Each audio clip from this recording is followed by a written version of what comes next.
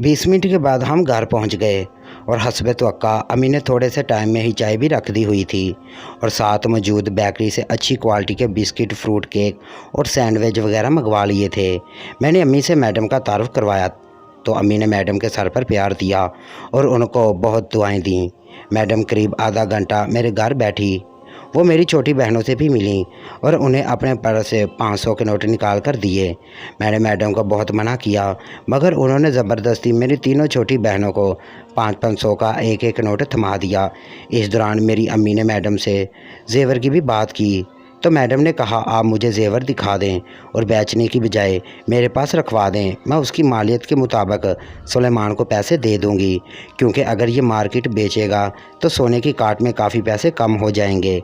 अब सोना मेरे पास गिरवी रखवा सकते हैं, बदले में पैसे ले लें और जब आपके पास पैसे आ जाएं दोबारा से आप मुझसे जेवर ले लेना। अम्मी ने और मैंने एक ज़ुबान होकर मैडम की इस ऑफ़र को कबूल कर लिया। मुझे काफ़ी हैरत हो रही थी कि मैडम मुझ पर इतनी मेहरबान क्यों हो रखी हैं। जहन में कुछ ख्यालात भी आए कि कहीं मैडम बाद में मुझसे कोई गैर कानूनी काम ना करवाने की कोशिश करें, मगर जल्द ही मैंने इस ख्याल को अपने जहन से झटक दिया और मुस्बत अंदाज में सोचने लगा कि इस दुनिया में आज भी ऐसे लोग मौजूद हैं जो गरीबों की हर मुमकिन मदद करने को तैयार होते हैं। और आज भी मैं इस बात पर कायम हूँ कि मैडम ने बगैर किसी लालच के मेरी मदद की थी और आज मैं जो कुछ हूँ अपनी लैला मैडम की मेहरबानियों की वजह से हूँ। अगले ही दिन बासत अंकल को मैंने ना सिर्फ दुकान दिखाई बल्कि उनसे मशवरा भी लिया था और उन्होंने भी कहा था कि बेफिक्र होकर शुरू करो काम। ये मसला भी हल हो गया था। अब मुझसे ये कि मैंने कुछ दिनों में ही अपने एक दोस्त को जो मेरे मोहल्ले का ही था हाजी साहब के पास काम करने के लिए बुला लिया। उसे भी नौकरी की ज़रूरत थी। मैंने दिन रात एक करके हाजी साहब की दुकान पर आखिरी 2 माह गुजारे और इस दौरान अपने दोस्त को सारा काम अच्छी तरह सिखा दिया और हाजी साहब भी इससे खुश थे, क्योंकि वो पहले भी एक कपड़ों वाली दुकान पर काम कर चुका था, इसलिए यहाँ पर भी वो बहुत जल्द एडजस्ट हो गया था। इस 2 माह के दौरान सारा दिन मैं हाजी साहब की दुकान पर काम करता और शाम को छुट्टी करने के बाद शरीफ प्लाजा जाकर वहाँ होने वाले काम की निगरानी करता। लैला मैडम ने अपने 2 आदमी भी वहाँ पर रखे हुए थे जिनकी निगरानी में दुकान का काम हो रहा था। फिर इसी दौरान मैं कराची गया और वहाँ से सस्ते दाम अच्छी क्वालिटी के कुछ कपड़े लाया। मुल्तान से एक लोकल दुकान से कुछ ज्वेलरी और कॉस्मेटिक का सामान ख़रीद लिया। दुकान में डिस्प्ले लगाने के लिए स्टैचू मुझे मुल्तान से ही मिल गए।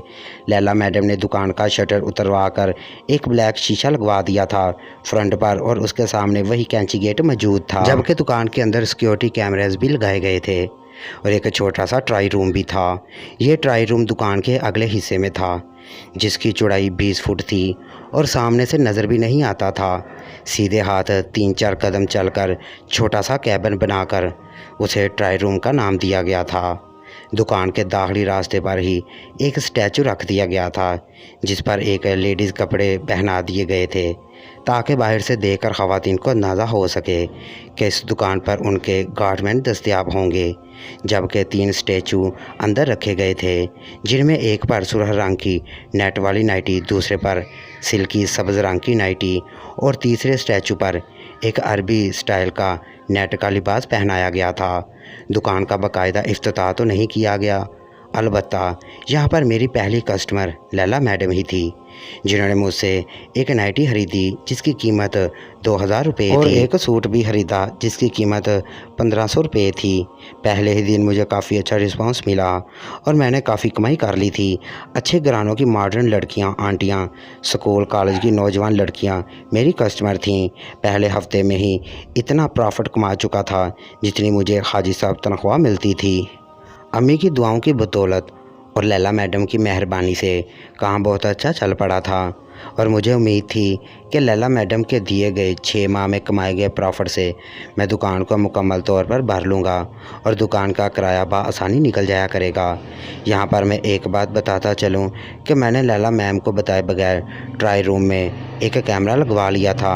उस कैमरे का हरगिज़ मतलब ये नहीं था कि मैंने लड़कियों को कपड़े हुए बदलते देखना था, बल्कि उसका मकसद ये था कि अगर कोई लड़का और लड़की या फिर दो लड़कियां ट्रायल रूम में जाती हैं तो वो वहाँ गलत हरकत ना कर सकें। मेरे बैठने की जगह पर काउंटर के अंदर ही एक कंप्यूटर स्क्रीन थी जिस पर दुकान में मौजूद 4 कैमरों की वीडियो आती थी। दोपहर को 2 बजे मैं बाहर काले शीशे पर दुकान बंद रहने का साइन बोर्ड लगा देता था और 2 बजे से लेकर 4 बजे तक मैं रेस्ट करता था, खाना खाता और रात 11 से 12 बजे तक दुकान खुली रहती थी। सुबह 11 बजे शरीफ प्लाजा में दुकानें खुलना शुरू होती थीं। मैं भी 11 बजे से कुछ पहले ही आकर दुकान खोल लेता था। एक दिन मैं एक आंटी को उनकी पसंद का सूट दिखा रहा था तो दुकान में 3 नौजवान लड़कियां दाखिल हुईं और मेरे फ़ारग होने का इंतज़ार करने लगी। आंटी को दिखाते हुए मैंने उनसे भी पूछा, मिस आपको क्या चाहिए? उनमें से एक लड़की जो काफ़ी तेज़ लग रही थी वो बोली, पहले आप आंटी को फ़ारग कर लें, फिर बताती हूँ कि क्या चाहिए। मैं फिर से आंटी को दिखाने में मसरूफ़ हो गया और वो कुछ ही देर में पसंद करके चली गईं। अब मैं उन लड़कियों की तरफ मतवज्जा हुआ और उनका सरसरी सा जायज़ा लिया। ये कॉलेज की लड़कियां थीं। कचहरी चौक ये शरीफ प्लाजा के बिल्कुल करीब था। वहीं पर ख़वातीन के 2 कॉलेज थे, शायद वहीं से ये लड़कियाँ आई थीं।